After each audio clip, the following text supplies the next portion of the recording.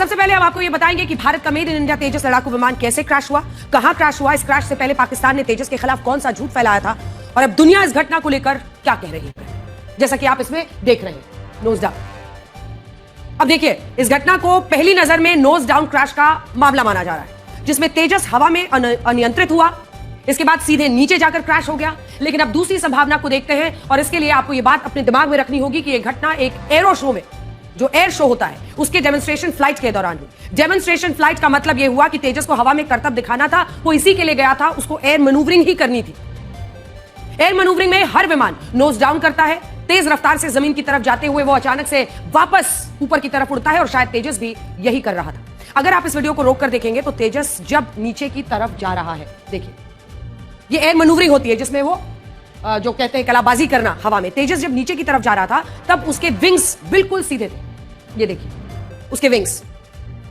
और एक्सपर्ट्स का कहना है कि तेजस ने यहां नियंत्रण नहीं खोया था, बल्कि वो नोज डाउन करते हुए करतब दिखाने ही वाला था, जो आप इस वक्त की स्थिति में देख रहे हैं। जूम इन करके दिखाइए।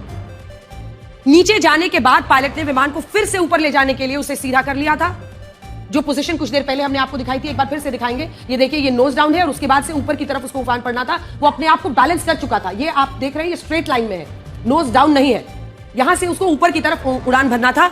लेकिन और आपको यकीन नहीं होगा कि इन 5 दिनों में एक भी दिन ऐसा नहीं था जब तेजस ने उड़ान नहीं भरी। 17 नवंबर वहां से लेकर 21 नवंबर के बीच तेजस ने हर दिन फ्लाइंग प्रोग्राम में हिस्सा लिया। 20 नवंबर तक एक बार भी ऐसा नहीं हुआ जब तेजस की उड़ान में कोई दिक्कत आई हो, कोई परेशानी हुई हो। तेजस लगातार दुबई एयर शो में वाहवाही बटोर रहा था और बड़ी बात यह है कि इस वाहवाही से पाकिस्तानियों को बड़ी तकलीफ हो रही थी। आप जानते हैं इस तकलीफ का कारण क्या था? इस एयर शो में पाकिस्तान भी अपना JF-17 थंडर एयरक्राफ्ट लेकर आया था और जब पाकिस्तान का यह विमान लगातार एयरपोर्ट हैंगर में खड़ा हुआ था, तब भारत का तेजस हर दिन अपनी ताकत, कला, क्षमता पूरी दुनिया को दिखा रहा था।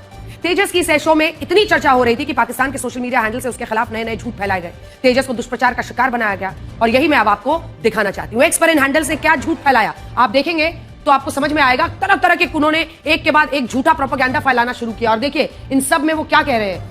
दुबई एयर शो में तेजस का तेल लीक हो गया, कई देश एक तेजस खरीदना चाहते ताकि वो सीख सके कि तेजस कैसे नहीं बनाना है। और ये सारे नाम आप देख रहे हैं, सारे पाकिस्तान के हैंडल से। जूम इन कीजिए, जूम इन करके दिखाइए। ये फैजल रांझा नाम का एक अकाउंट है पाकिस्तान का, जिसमें oil leakage, Dubai air show में तेजस विमान से ऑयल लीकेज का झूठा प्रोपेगेंडा फैलाया गया। तेजस ने अंतरराष्ट्रीय स्तर पर भारत की बेइज्जती करा दी है, ये सब लिख रहा, आप खुद पढ़िए सोशल मीडिया पर ये सब क्या है। अब इधर वाले एक बार आ जाइए, जिसपे आप देखेंगे कि यहां पर भी एक टैक्टिकल टीपू नाम से पाकिस्तान बेस्ड हैंडल है, जिसने लिखा तेजस पूरी तरह अंतरराष्ट्रीय शर्मिंदगी का सबब बन चुका है। भारत को इस बेचारे को एयर शो में दिखाने से पहले थोड़ा बड़ा होने देना चाहिए था। भारतीय जेट विमानों की क्वालिटी फिर उजागर दुबई एयर शो में। तेजस को लेकर टर्मैक में तेल का रिसाव, ऑयल लीकेज।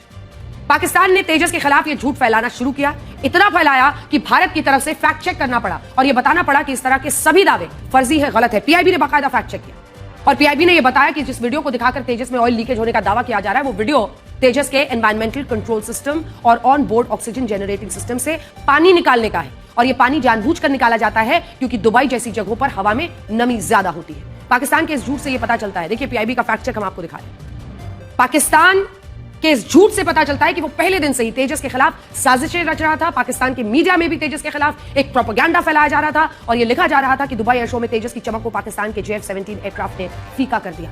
पाकिस्तान के डॉन अखबार ने यह लिखा कि इस एयर शो में JF-17 एयरक्राफ्ट को लेकर MOU साइन हुए हैं और इस एयर शो में तेजस से ज्यादा इस एयरक्राफ्ट ने सबका ध्यान खींचा। डॉन ने लिखा पाकिस्तान तेजस के खिलाफ यह प्रोपेगेंडा, फर्जी खबरें इसलिए चला रहा था क्योंकि भारत का तेजस और पाकिस्तान का JF-17 दोनों ही light weight multi role fighter aircrafts हैं, दोनों ही 4.5 जनरेशन से हैं, जिसमें तेजस को भारत के हिंदुस्तान एरोनॉटिक्स लिमिटेड ने बनाया है और JF-17 को लेकर पाकिस्तान दावा करता है कि इसे उसने और चीन ने मिलकर बनाया।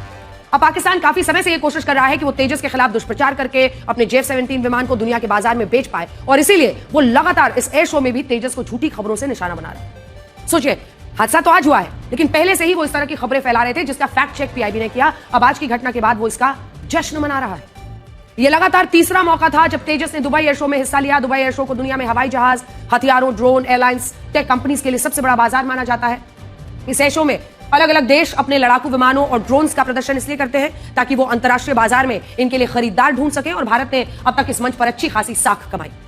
इस बार भी इस एयर शो में 98 देशों के 200 से ज्यादा विमान हिस्सा ले रहे थे और कुल 115 देशों के प्रतिनिधिमंडल इस एयर शो में शामिल थे, जिनमें भारत की एक बड़ी भागीदारी थी। चीन की तरफ से इस एयर शो में 80 कंपनियां शामिल हुई, भारत की तरफ से 40 कंपनियां, जबकि पाकिस्तान की तरफ से सिर्फ 4 कंपनी। और भारत ने बिल्कुल भी इस बात की कल्पना नहीं की थी कि आज इस एयर शो के आखिरी दिन हमारा तेजस विमान क्रैश हो जाएगा। आज सोशल मीडिया पर लगातार ये सवाल उठ रहे हैं कि क्या इस क्रैश के पीछे कोई साबोटाज है या गहरी साजिश हो सकती है, लेकिन ये तो जांच से ही पता चलेगा। सेना और सरकार की तरफ से इस पर कुछ नहीं कहा गया है और हम भी आपसे यही कहेंगे कि जब सेना कुछ नहीं कहती तब तक इसमें अपनी तरफ से साजिश के तार ढूंढना शायद सही नहीं।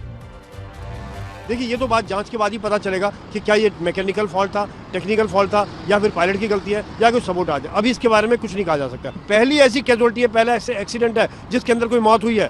तो यहाँ पर अगर कोई लोग सोच रहे हैं कि ये प्रोग्राम को हम जारी रखें या ना रखें, ये बहुत गलत सोच। ये इंक्वायरी से पता चलेगा। सारी इंक्वायरी जब होगी, स्टेप बाय स्टेप इंक्वायरी होगी। एक चीज़ कोई नहीं छोड़ी जाएगी। हर एक इंजीनियर जिसने काम किया था, हर एक टेक्नीशियन से पूछा जाएगा, उसका काम देखा जाएगा।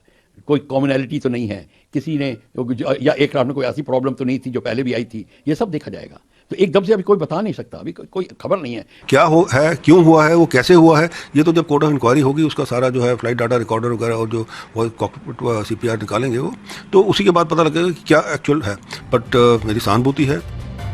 यहाँ आपको यह भी समझना होगा कि इस तरह के एयर शोज में पहले भी कई बार ऐसी दुर्घटनाएं हो चुकी हैं। साल 2002 में जब यूक्रेन में एक एयर शो का आयोजन हुआ था, तब इसमें यूक्रेन का एक फाइटर जेट क्रैश हो गया था और इसमें 77 लोगों की जान चली गई थी। जबकि साल 2015 में भी इंग्लैंड के एक एयर शो में इसी तरह की घटना हुई थी और इन दोनों मामलों में वही विमान क्रैश हुए थे जो हवा में करतब दिखा रहे थे और कम ऊंचाई पर उन्होंने अपना नियंत्रण उस वक्त खो दिया था। देखिए, विमान क्रैश होकर सीधा ऐसी जगह पर गया जहां पर बहुत लोग थे और बहुत ज्यादा कैजुअल्टी हुई थी। ये दूसरी बार है जब भारतीय वायुसेना का तेजस विमान क्रैश हुआ है। इससे पहले पिछले साल मार्च 2024 में एक युद्धाभ्यास के दौरान पहला तेजस विमान दुर्घटना का शिकार हुआ था, जिसमें पायलट की जान बच गई थी और उस वक्त क्रैश से पहले पायलट ने खुद को इस विमान से अलग कर लिया था, इजेक्ट कर लिया था। देखिए,